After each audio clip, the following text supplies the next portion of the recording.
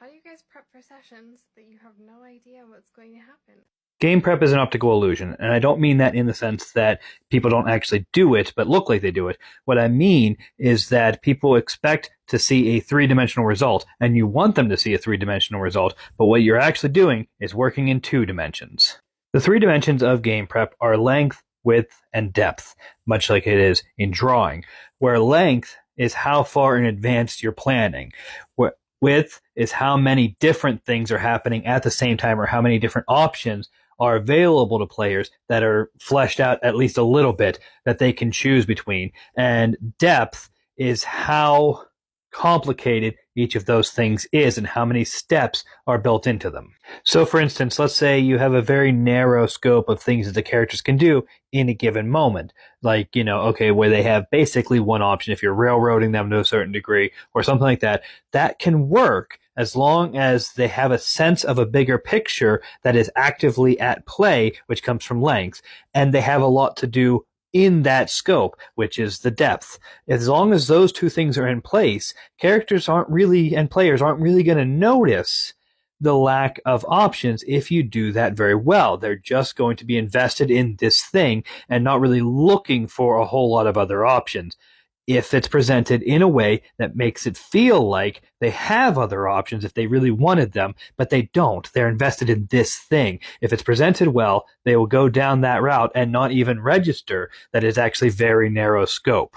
Now, I don't personally tend to do that. I tend to have a very broad list of options and a very clear sense of a long distance thing at length, but very little depth. And how I pull that off is that because I have this big picture thing and I have all these different options available, I can tie all of those different options to the big picture thing. And because all these things are tied together into this bigger picture, people experience depth, even though it's not really there. Because when they go to this option, they end up getting some information about this other option, and then they hop over to that other option. And to them, they're exploring this tree of options that they think are branching down, when really they're just hopping side to side, and it's all connecting to something else that they haven't encountered yet. The other option is obviously broad and deep with very little length. And in that situation, what you have is a very complex web of options that people can hop between, and a lot going on with each option that feels like a complete story as they're going through them and as they're making connections.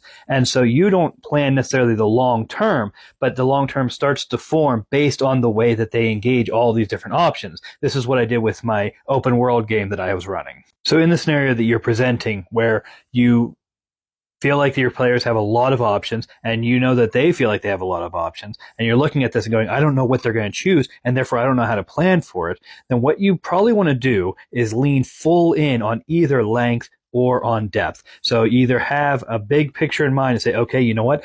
This is the story that I'm going to tell overall. This is the big story that we're all going to contribute to, and we're going to figure out how this plays out. But here's the outline of it.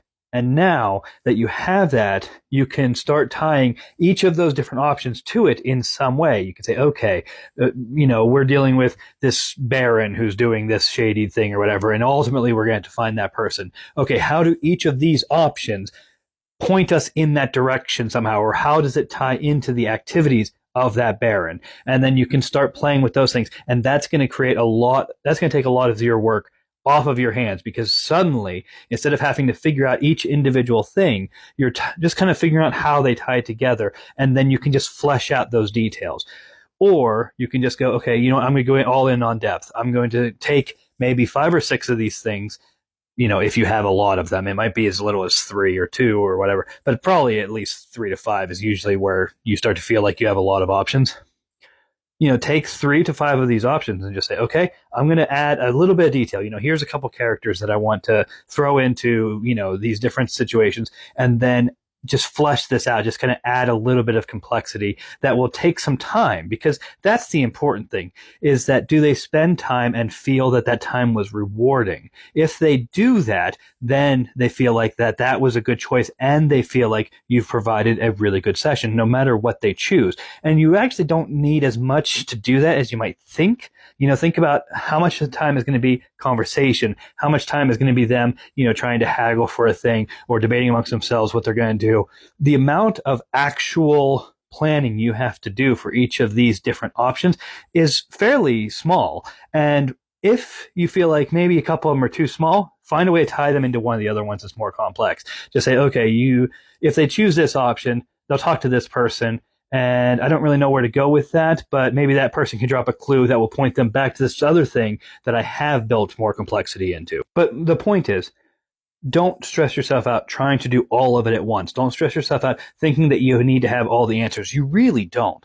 You only need enough answers per session to make that session feel rewarding.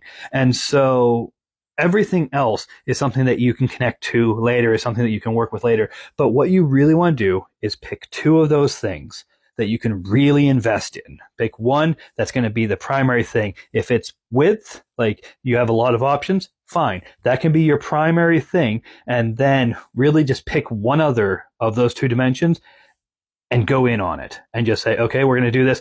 And trust that if you do it right, it will create the illusion of the third dimension. And when those players are experiencing that, they're going to experience a full story. They're going to experience something much more complex than what you actually created, because they're bringing elements into it that you don't necessarily anticipate. And they are, because of the ways that they're adventuring through the two elements that you provided, the third one will arise.